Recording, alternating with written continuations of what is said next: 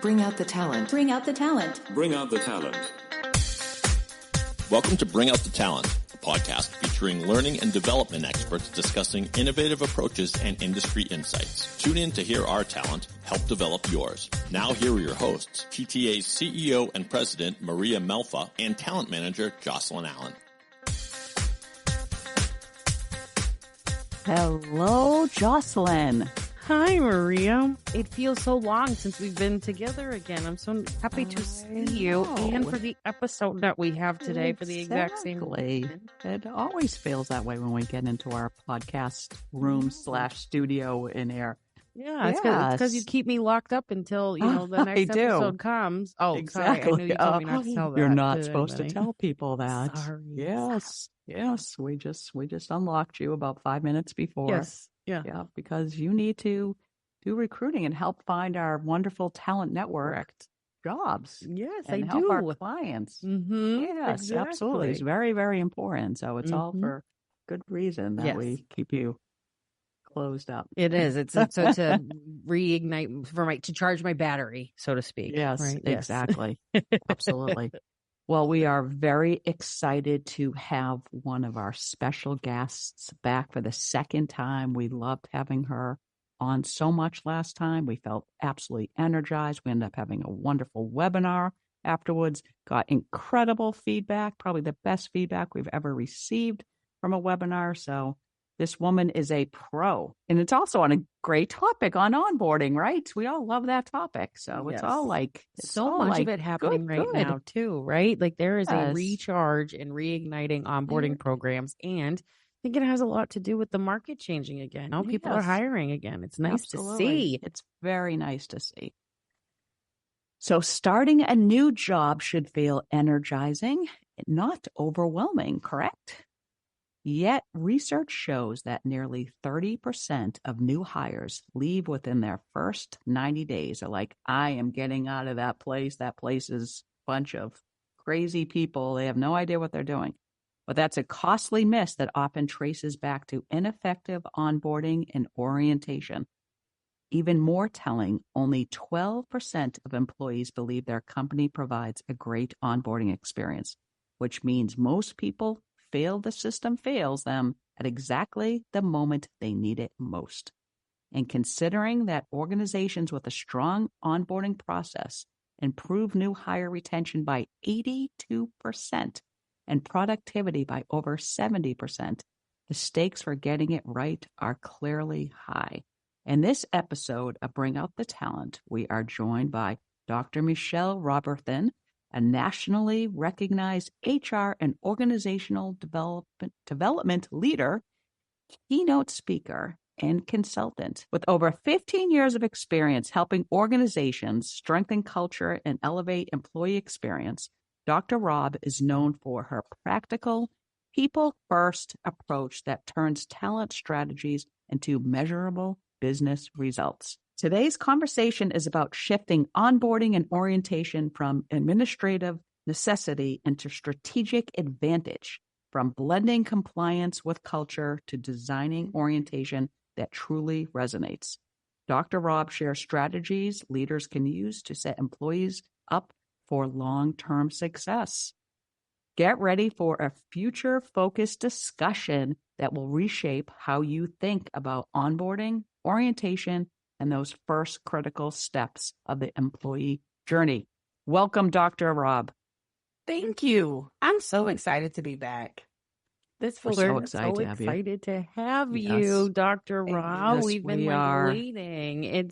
We didn't need another reason, but we found one. So we're very. Let's segue into onboarding and the conversation around it, because I feel like when we talk about these things, and you can tell that people definitely want more out of it because these episodes do hold a lot of weight. They tend to be very popular. So we know people are inquiring about, how do we not make this a checklist? Just we're doing it. Here's a form. Here's a policy. Oh, and here's a quick tour. And that's where you make your coffee. And here's where you take your bio breaks, right? When you think about orientation of a part of that first step, right? Getting people acclimated and giving them that tour, so to speak. What does transformational onboarding and orientation really look like? How is that experience developed, and what are the feelings that come with it? You have no idea how well you set me up in that last sentence, because it should start with a feeling. And I would have rejected that sentence, I don't know, 6 years ago. I would have said, please, I don't want to talk about emotions and feelings. I would have wanted the checklist, Jocelyn. I would have said, what do I do pre-orientation, during orientation, post-orientation? But I learned from a leader in healthcare who I reported to some years ago, and everything was about a feeling. And y'all, I mean, everything. If we plan for all of our systems leaders to get together, she would start with, what's the feeling? What's the feeling? I used to hate hearing that word. What's the feeling? And I used to kind of reject it mentally, like, okay, let's get on with the to-do list. And then I saw it as a cheat code. She started with feeling, because she would then say, if those are the feelings we want our leaders to have, we want our new hires to have, then what kind of experience would we create that would garner those feelings? And I was like, oh, this is great. This is why we put all the bells and whistles on a learning experience or an orientation experience. So a transformational onboarding and orientation begins with a feeling. You should ask yourself, what do I want my new hire to leave this event? And we'll talk about that, because orientation is just that, the event. I want them to leave day one thinking what, feeling what. Week one thinking what, feeling what. But a good leader is going to then say, at the end of 90 days, what do I want them to say? And I saw this really cool activity once. It's unrelated to onboarding, but it could apply here. And I saw it at a board of directors meeting, and it said, this was maybe a board where we were preparing for strategic planning, and we had a consultant come in to help us out. And one of the lead-ins were, a year from now, if a headline was being written about our work, what would you want the headline to say? So we said all these favorable things. And then so she said, so what are the things you would have to do from now until next year to garner these kind of headlines? The same thing is true. What do you want the new hire to say at the end of 3 months working for your organization? What's the feeling? And then you can curate an experience around those feelings. Working backwards. Yes. Yes. I think that I could say what feelings that I want our new employees to have, but we certainly do not put that or purposely put that as part of our program. Yeah. Most people don't. Yes. Yeah. Many people say that orientation, as you're saying, is like day one. How do you prepare, and how do you like complete an average? So they say average of 54 onboarding tasks that are built in within an onboarding program. How do you see them instead of as part of a long journey that shapes engagement and retention? Yeah. So this is the biggest myth I want to kind of talk about and bring to the light. Orientation is an event on the onboarding journey. It's the first stop on the onboarding journey. It's not the journey. Why am I saying that? Because so many people put all of their eggs in the orientation basket. A good day one experience, a good week one experience. And we're shocked, and you talked about this, Maria, in your introduction. We're shocked when a new hire falls out of the honeymoon phase too soon. Honeymoon phase should last 90 days. Why do they drop out so soon? And drop out doesn't necessarily mean quit. They become disengaged. They're not as enthused. They seem to sour very quickly. And we're shocked. And it's really because of onboarding. You gave them a good day one, but no one was prepared for days 2 through continuous. And that's just it. Onboarding does end, but there should still be some sort of continuous development. So I think if people made a distinction first, onboarding is the long game, onboarding is the journey. And if they understood that I am not going to get 100% productivity out of this new hire for at least 3 months, it will stop them from trying to rush to get them up to speed. And I often advise my clients is that if you put your new hire on a 30, 60, 90-day plan, you should up the ante in every 30-day increment. So what are some light, slowly get them acclimated things in their first 30 days that might be a tour, shadowing, meeting all the players, learning the quiet norms that we don't talk about out loud, and then the standard norms. Okay. And then maybe they're just shadowing. Maybe they're doing routine things. For my second set of 30, I'm going to up the ante a little bit. And now I actually want them doing all the things I just trained them on. And around my third set of 30, they are leading and I'm observing and just giving feedback. And maybe by day 91, they can fly solo for a while before it's time to just naturally train them again. But I'm not necessarily onboarding them. This is just their natural training. So I think I want to help leaders alleviate themselves from rushing to give them everything during orientation. If you want them engaged and you want to retain them for the life of that, retaining that employee, spread it out and cut it out. Spread it out by cutting it out. Yes, and cut it out. We have in our employee handbook that every employee is on a trial period.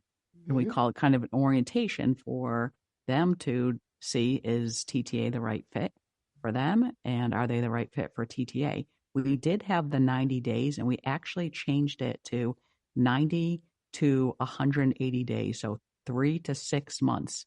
And the reason why we did that is because of certain positions. We feel like, so for a position like, say, marketing, we feel that we're able to really get a good idea of how the person is going to work out by doing what the steps that you gave, like the 30, just kind of going over, okay, this is the marketing team, this is what we are doing, having them observe, having them start participating in meetings, and then starting to give them tasks, little tasks here and there, and kind of build that up. So usually by 90 days, we have a feeling whether they're going to do well or not.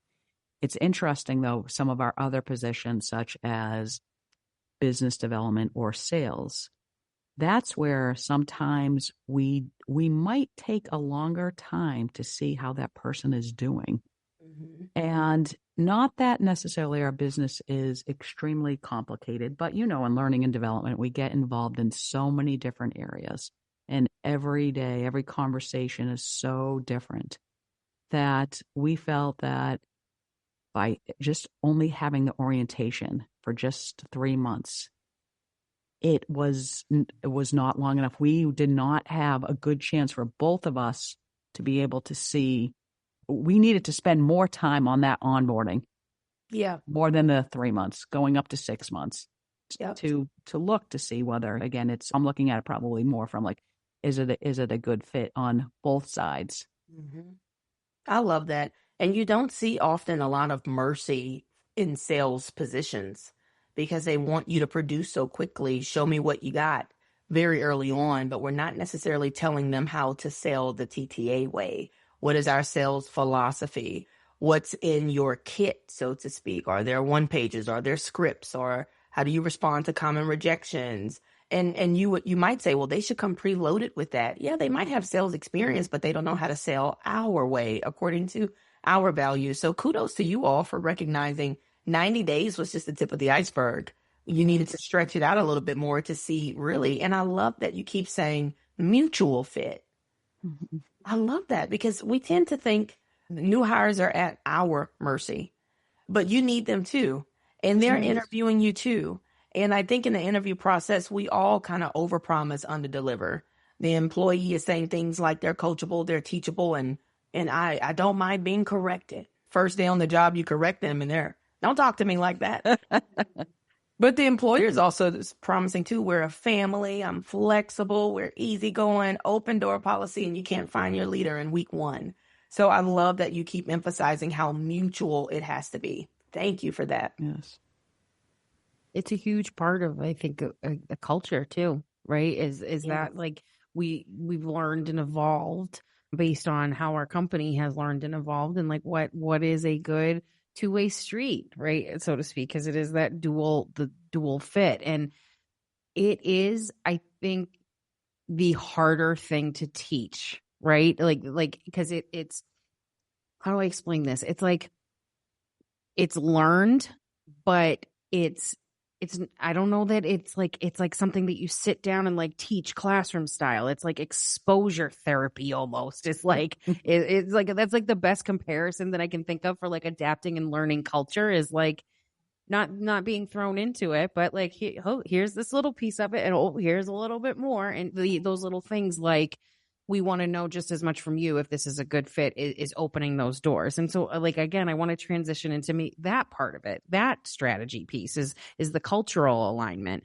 and how, based on how difficult it is to teach, if we're looking at these periods of onboarding, what strategies within that period have you seen that actually help culture be taught and learned? And then it sticks with the new hires as well. I kind of went all over the place, but it's how do you teach it? How does it stick? And then how do you guarantee that it's learned at the same time, since it is just one of those harder things to get a grip on? This question is pure gold right here. If I was the producer, I would doom, doom, doom right there. I want it right there. Don't threaten, ready, it's coming. It's coming. I love it. Okay, I've seen this done well once, and I've bragged about it ever since. I think during orientation, if you want culture to stick, you start off by introducing to new hires what we call your MVV, your mission, vision, values. It has to be a part of day one. And I want companies to spend time there. If there's an origin story that's unique to your organization, tell the origin story. Talk to them a little bit about what the values look like in action. Now, that's going to be key to my second part of your question, Jocelyn, which is really great. So in one company, we called it mission in motion. If you're living out the mission, it should look like this. If you are aligned to our values, it should look like this. And then give them what I call green flags, red flags. If you're doing it, we would see these kind of behaviors, this kind of way of thinking. If you're not doing it, you're going to stand out. I know a culture is really great when the jerks stand out. And someone told me this just today at my advisory board meeting for my company. She says, we've been working on our culture so much that there's this employee from a while back that did not fit, and they felt so uncomfortable. And I love that, because you're going to feel uncomfortable in an environment that's healthy when you're toxic. And in this healthcare system where I work, that was true. They introduced the mission, vision, values. They told us the origin story. They told us what the mission looks like in motion in our community. So they told us where they were putting out dollars and helping those most in need, because that was important to them. At the same hospital, they said, okay, let's say one of their values were mercy. They said if a patient comes in the emergency room department and they vote differently than you, believe differently than you, or don't believe at all, maybe they smell bad because they live on the street, you better roll out the red carpet for them. They told us that on day one. Now, to answer the second part of your question, Jocelyn, how do you make it stick? You have to model it and hold people accountable to living out your values. So if I said accountability was one of our values at TTA, and Maria struggled with ownership, who's going to talk to her about, hey, you're kind of misaligned with this value of accountability here. But if we let it slide, we don't mention it, we leave it up to just the manager, the direct manager, even though, Jocelyn, you may see it, and maybe I'm the direct manager, come pull me off to the side and say, hey, I saw Maria earlier, and we were in this meeting, and everybody was falling on their sword, but she refused to. She said nothing was wrong. She didn't take any accountability. Just wondering if you can have a conversation with her about that. And if I do my job, that's me making sure it sticks. I have to call it out and say, hey, I know you're only on day 60, but I need to bring up something that happened in a meeting. Talk to me about this exchange you had when everybody was falling on their sword. So it's having those kind of conversations, and it's also rewarding people who are modeling the values and the mission very well. That's what's going to be binding for culture. I love mission in motion. I love that. What a simple way of observing it and putting it into a statement of what makes it actionable. I think that is chef's kiss. I love that statement. I love what you were saying about, not that it's a great thing, but when you do have a toxic person in a positive culture, that they stand out. And I must say, and I probably talked about this last time, that has always been one of the most important things to me, and probably the most important things I've learned in 31 and a half years of business, of how important culture is and how it's non-negotiable. Because we've had high performers. I know I've talked about that a lot, that they might have been high performers, but they were not a good fit for the culture. They were not good team players. They did not work well with other people. So it is truly non-negotiable.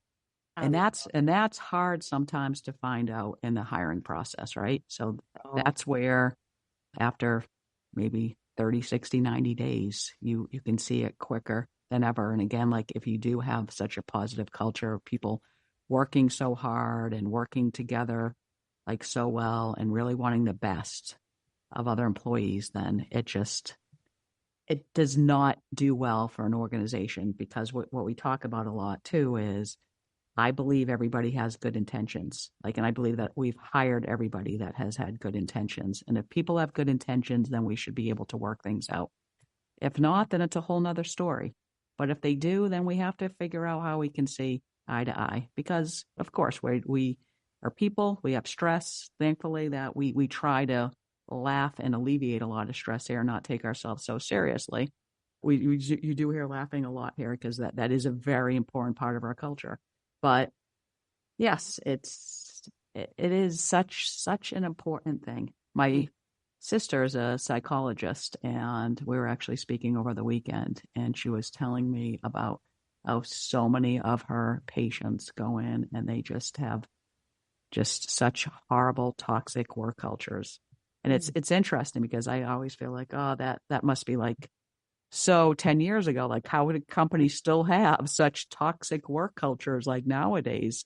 But I guess it does exist a lot out there. Oh, yeah. So life is too short, and how that affects people, obviously, emotionally, they start developing anxiety, depression. I mean, it permeates everywhere. So It does. yes, Absenteeism. absolutely everything. So people not getting their work done properly, not working well together. So so culture again is culture, onboarding. It's all kind of hand in hand. But I love this. Yeah, I want to commend everything that you were saying. It was so hard for me to sit on my hands on this one. I was amening so much because it's so good. You cannot call an employee good if you are only looking at performance or behavior. You have to look at performance and behavior.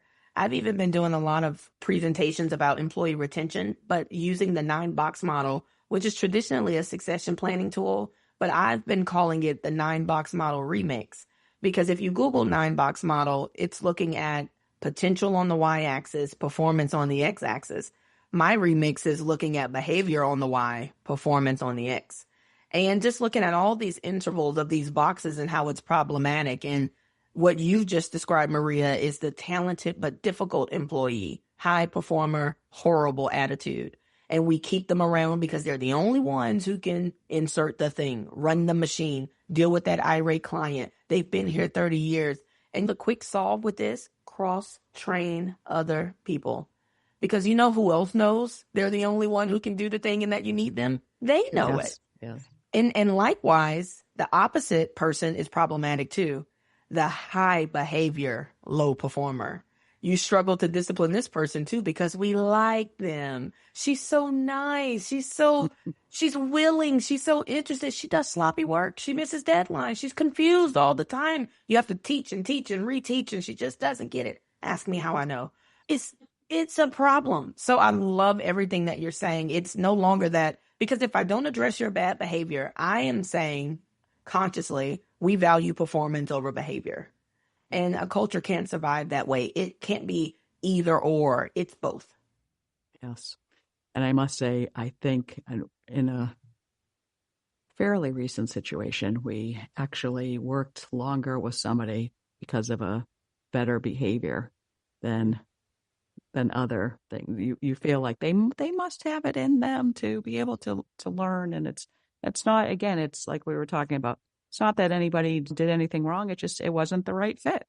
Right? Agreed. I feel like that one is so much harder to identify too, though.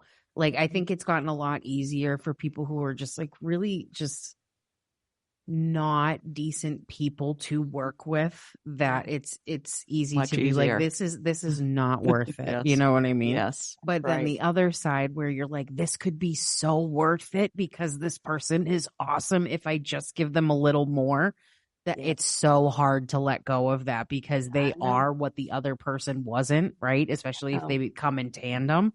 I think that's a human thing that's very hard to let go of. I know. And here's what we'll do as humans too.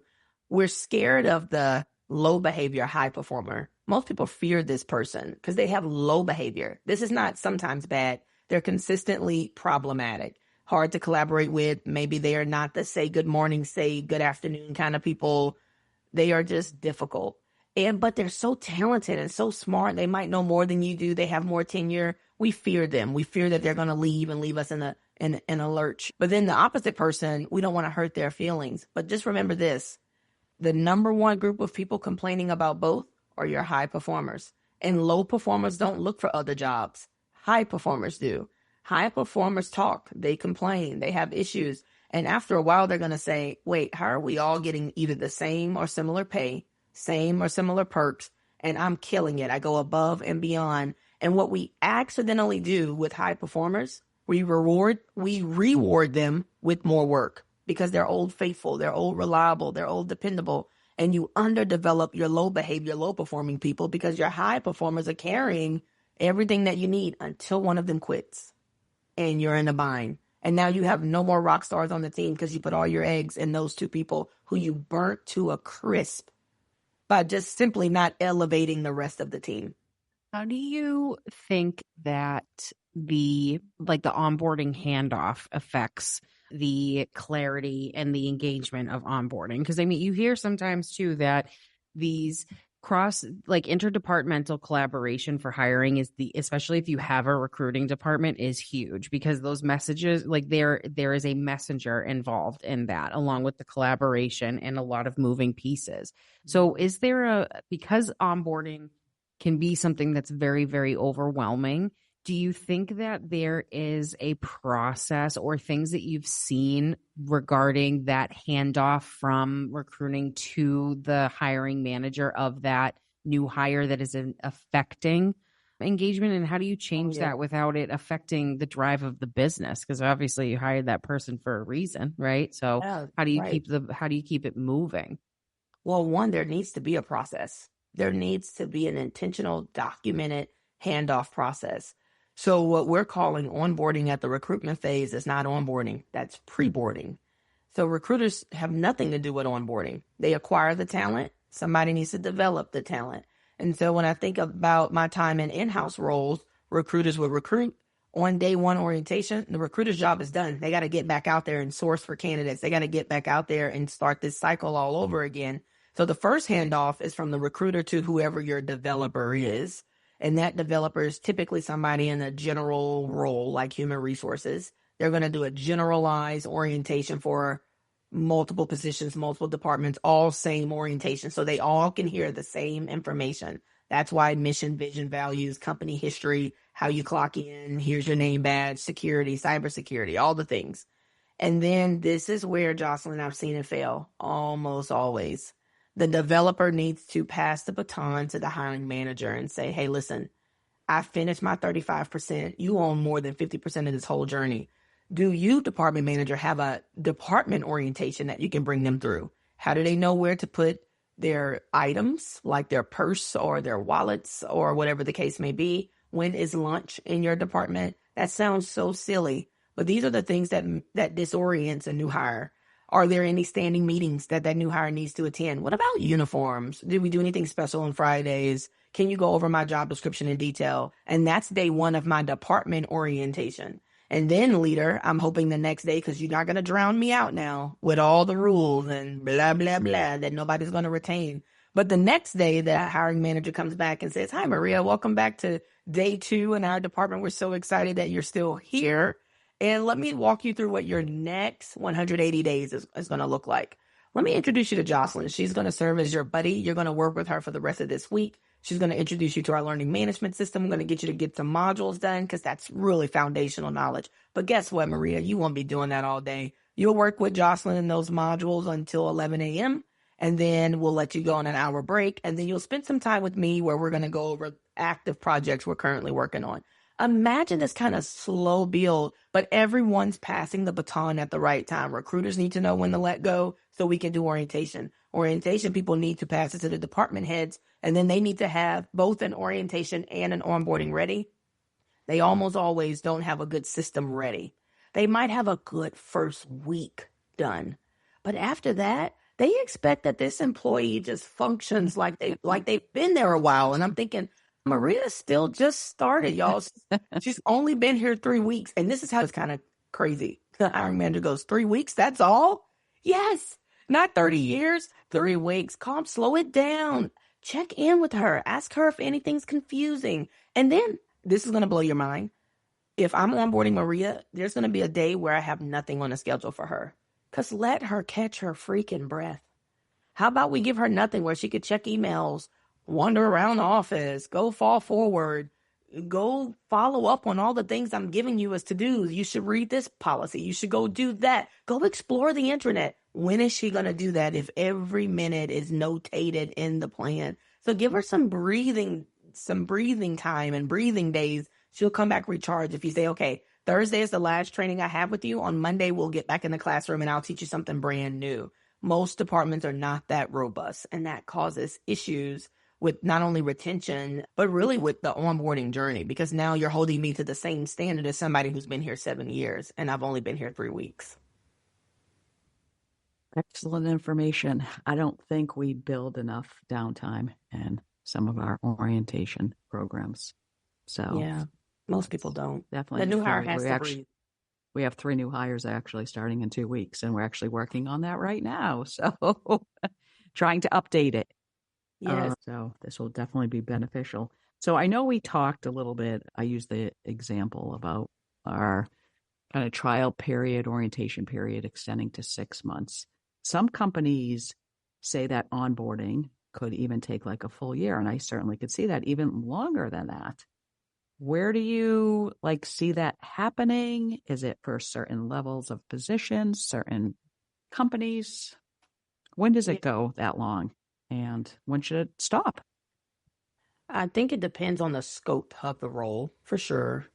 If this is someone whose work is not typically black and white, their day-to-day is different, they're expected to be self-starters, they are a cross-company collaborator, having to talk with people at multiple levels and multiple departments, you might want to spend much more time getting them onboarded.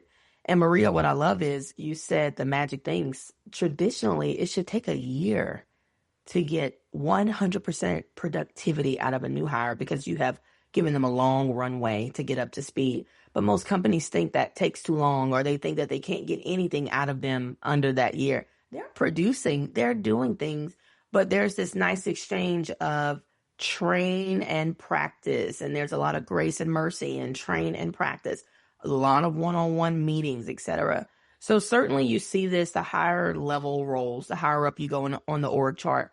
But I've also seen it at the more entry level positions if the scope is not so black and white and they have to own kind of their book of business and create their day-to-day workflow. Most companies are going to take a little bit longer getting those roles up to speed. But I absolutely love the idea of a 1-year onboarding plan that maybe ends in some sort of celebration. And you know why that's so fitting?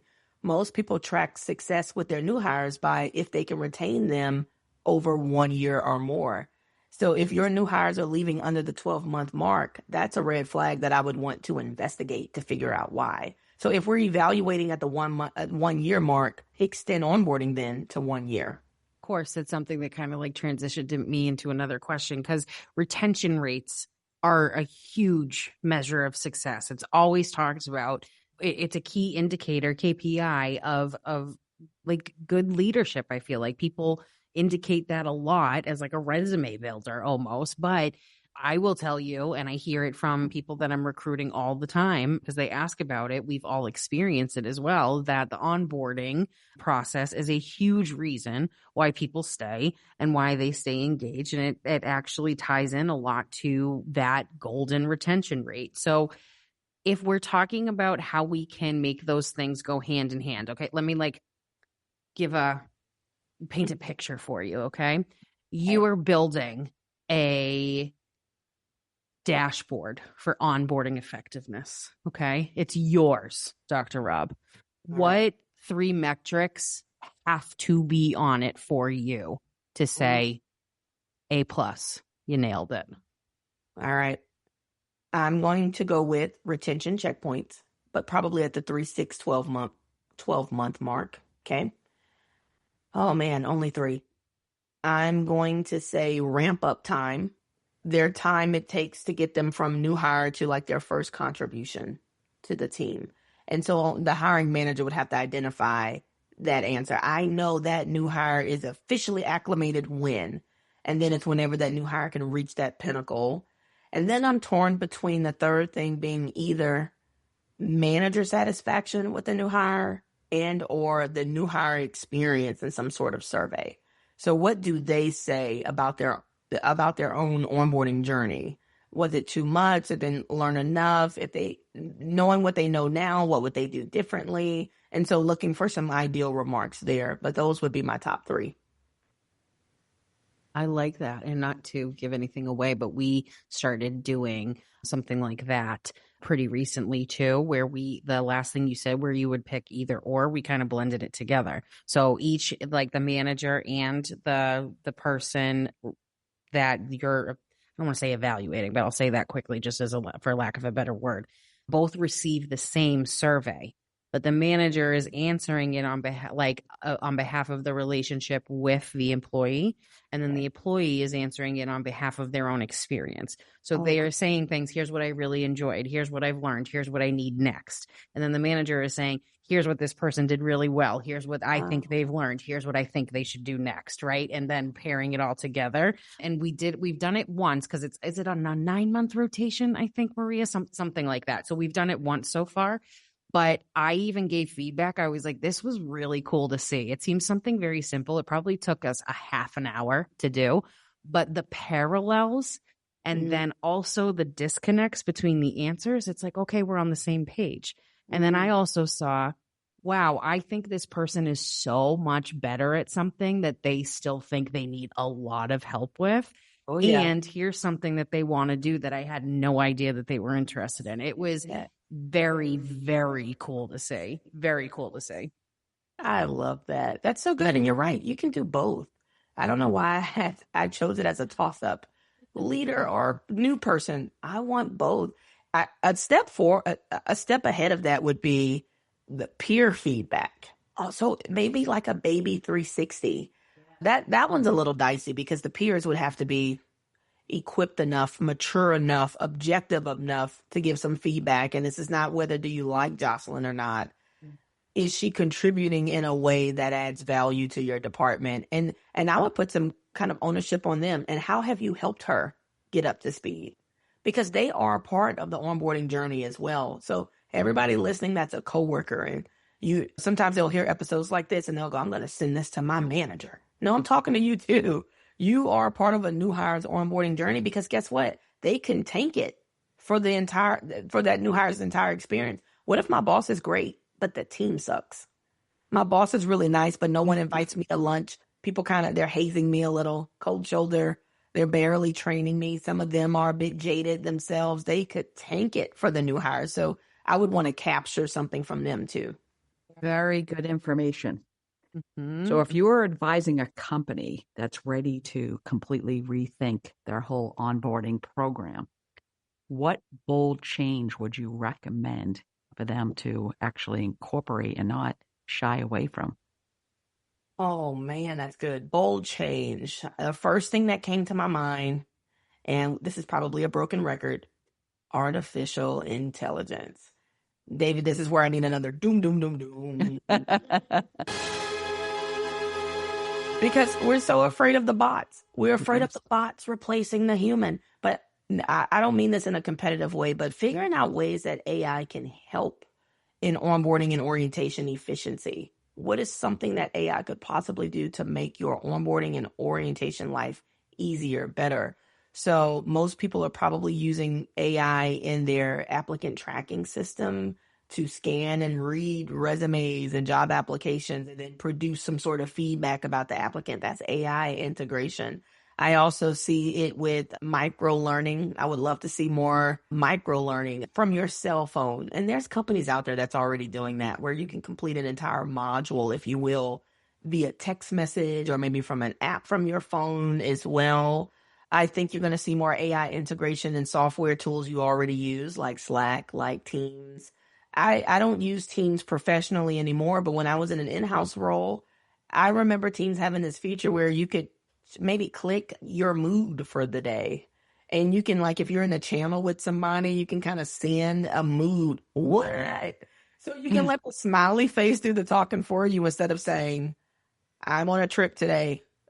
Mentally, please don't bother me. The smiley face can do the talking. So just figuring out what AI adoption tools are out there or AI adoption processes are out there that could help make the onboarding and orientation journeys better for your employees. Would you say that that's the trend that's going to be redefining onboarding like more recently, or is there something else that you think is going to kind of change the mold over the next, say, 5 years? I think it's going to be more AI. I think we have to stop demonizing ChatGPT and demonizing AI and start learning it. Start embracing it. And I reminded a group of people recently, we felt the same way about calculators, about computers, about insert anything different. I learned Microsoft PowerPoint in 3rd grade. That doesn't make me smarter than my dad. That's just when the stork dropped me off around that time. And I learned Microsoft. And that's when everybody was using those clapping transitions. Anytime you had 4 slides, we overused the applause. But now look at us. I'm using Canva exclusively for my slide decks. But there's Slido, there's all sorts of different tools. So I think the trend is going to be more AI adoption for little things, Jocelyn, like maybe you can nudge your new hire on a text message automation system like Calendly. Somebody books a meeting with me 24 hours in advance. You get a text message that looks like it came from Dr. Rob. It didn't. It came from Calendly. So, man, how cool would that be? Now you don't have to worry about keeping the applicant warm in the middle of job offer and first day. Let the AI tools ping them, send them gifts, send them nice, friendly emails. Those things will save you a lot of time. Love that. Absolutely. We love AI.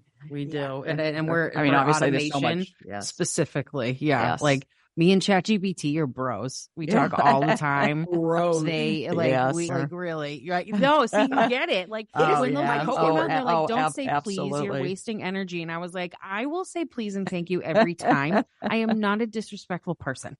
Yes. Okay. I'm rough on my ChatGPT, but we have every once in a while, right? Oh man, I'll be like, no, I've definitely. That's not what I said. Yeah, literally, that is not what I said. Where did you get this from? Exactly, this was not the direction I gave. Yes, Maria, I'll say like, what in the actual hell is this? Yes, exactly. And you're not locked in yet if you have not named your chat. So I call mine either Little C or Chatty, and I'll say, hey, Chatty, what's up? And it's like, hey, girl, what's going on? I'm like, are you ready to work today? So I love that. Like, keep leaning in because chat keeps upgrading as well. Now I'm using projects within ChatGPT, and those are serving me. And now I'm dipping my toe into other AI tools like email management softwares and just different things that helps me to be more efficient as an entrepreneur myself. So if you're listening to this and you are a hiring manager, you are in HR, you're in talent development, get creative, nerd out on these AI tools. Now, don't pick any of them for the soup of the day for the sake of being trendy. But what could actually add value to your new hire experience? It's not about you. What helps your new hire feel welcome, like they belong, and get up to speed quicker? That so much to learn there. Mm-hmm. And changing every day. It's crazy how fast things move now. Mm-hmm. Speaking of needing to be fast and how quickly things move, I mean, I am just the queen of segues today. David, I need you because it's time for the TTA 10. It's the TTA 10 final questions for our guest. I'm also the queen of, well, that was a bit of a reach, Jocelyn, but I make it work. So you know the drill, Dr. Rob. You've been here before. It's the TTA 10. I have 10 new questions, I hope, that I'm going to ask. And if they're not new, well, guess what? You're just going to answer them faster this time. So I want to start by asking you if you are ready for this. I am not, but I'm here. Yes, you're ready. You are ready. Please. Yes, you I didn't are. do well last time, but we'll see. Yes, you did. I like, you know what, to be totally honest with you, when people don't do well, they're more fun. So ride that wave, okay? Exactly. David, 90 seconds, please. Put 90 seconds on the TTA 10 clock if you stay close to the microphone, Jocelyn, please. Got it? Yes, sir. Got it? Yes. Okay. Yes, Dad. I'm here. TTA 10, 90 seconds on the clock, starting now. All right, Dr. Rob, are you more of a morning person or a night owl? Both, actually. Okay. What's your favorite pizza topping? Italian sausage. What is your favorite season out of all 4 seasons? The fall. The fall. Are you a sneakers or a sandals person? Sneakers. Okay. If there was a 4th little pig, what would he have made his house out of? Oh, gosh. Out of stone. Stone. What's your favorite color? Pink. Comedy or drama movies? Drama. Okay, and still on the movie train. And a movie night at home or cozy in bed with a book? Oh, movie night at home. Okay. What's your favorite holiday? Thanksgiving, hands down. What was the strangest thing that you believed was real as a kid? Oh, my goodness. Oh, my goodness. I hope kids don't listen to this. Maybe the tooth fairy. The tooth fairy. Okay. Yeah. Are you an early bird or more of a procrastinator? Procrastinator. Procrastinator. All right. That was 10. It didn't really sound very procrastinate-y. That's a word. So, David, can we get a verdict? Let's make sure all the L&D kids aren't listening, though. With a time of 81 seconds, Dr. Rob once again is a winner. Amazing. Fantastic. A two-time winner. I love that with a time of 81. I would like to thank the Academy. Extremely precise. Well, it's appropriate that you're thanking the Academy, Dr. Rob, because you may not know, but you're about to star in a major motion picture. We have a little bit of the trailer here for you to listen.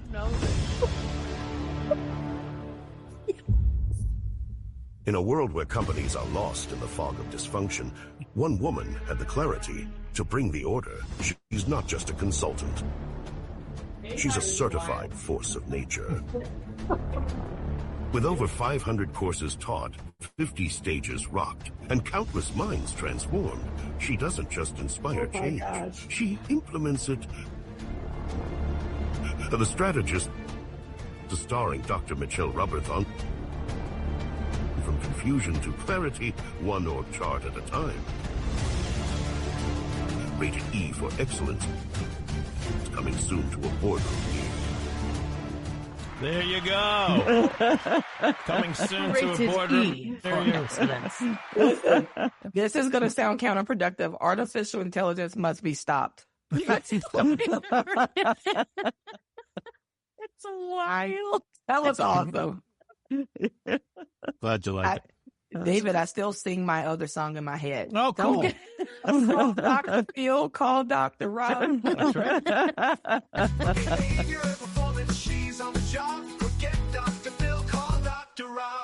Oh my God, I remember it's all coming back to me. Yes. The Dr. Phil, Dr. Rob one, that was so And then it says, call her Butter because she's on a roll. on a roll. Just call her Butter. She's on a roll. Fantastic. We're actually going to put those on our YouTube channel. Nice. So that's one thing. Our new marketing person, we're just going to cut the top 10 with the outro That's such tribute a cool and idea. do that. Yeah. So That's we'll have that there. Yes. These 10 questions were really great. I feel like last time they were more of a, if you mix 2 colors together, what do you get? And I'm like, I never passed this lesson ever. I know. Well, the best when she tells our guests that it's going to be math questions every single time, the expression on people's faces are always like, I would be too. And they're usually 2 + 2 or something easy. Right. Yes. I usually go So- simple math, and then I'll be like, Marie, can you give an example? She's like, yeah, 47 divided by 8 plus 2 is squared by. You're like solve for X. Yeah, exactly. Right? It's solve for Z. Yes, exactly. Well, thank you so much once again. Absolutely wonderful information on such an important topic. Thank you so much. Thank y'all so much for having me. This Yes. always feels very natural and relaxed to chat with all of you. So thank you so much. For more information on onboarding and orientation strategies and working with Dr. Rob, visit us at the